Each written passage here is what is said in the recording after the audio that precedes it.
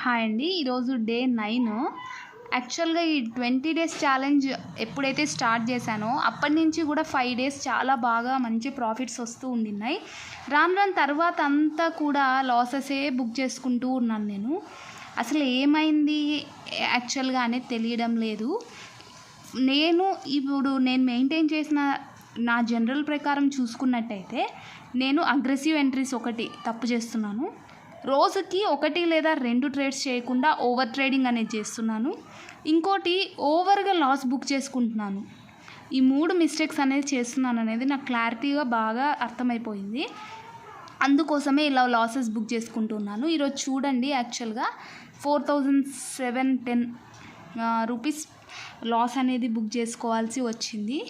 ఇంత లాస్ అనేది ఈరోజు బుక్ అయిపోయింది నాకు. అసలు చార్ట్లో ఈరోజు చూసుకున్నట్టయితే మనం చార్ట్ అబ్జర్వ్ చేసి చూసుకున్నట్టయితే ఇది నిఫ్టీ చార్ట్ కదా.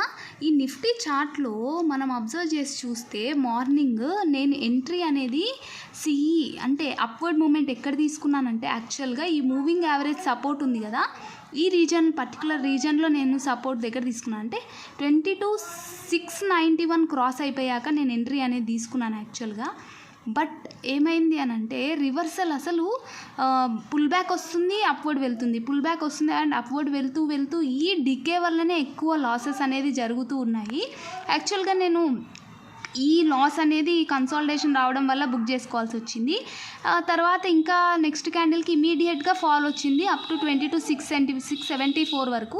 సో అక్కడ నా స్టాప్ లాస్ అనేది నేను 22,674 దగ్గర పెట్టుకున్నాను, హిట్ అయిపోయింది, లాస్ బుక్ చేసుకున్నాను.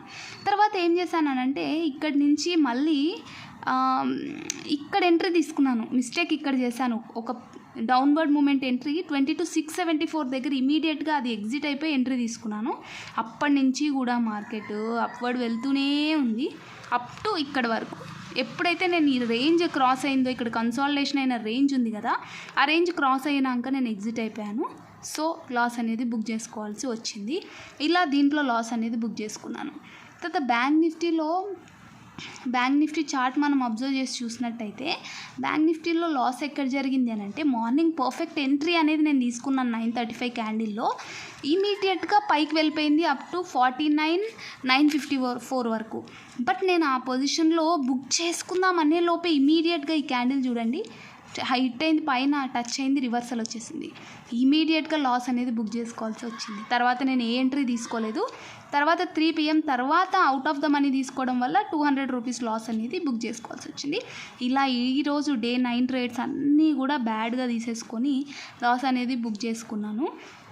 ఇలా లాస్ చేసుకున్నాను. తర్వాత ఇంకా నెక్స్ట్ రేపైతే రంజాన్ హాలిడే కాబట్టి ఎవరైనా మన సబ్స్క్రైబర్స్ ముస్లిమ్స్ ఉంటే కనుక హ్యాపీ రంజాన్ టు యూ అండి.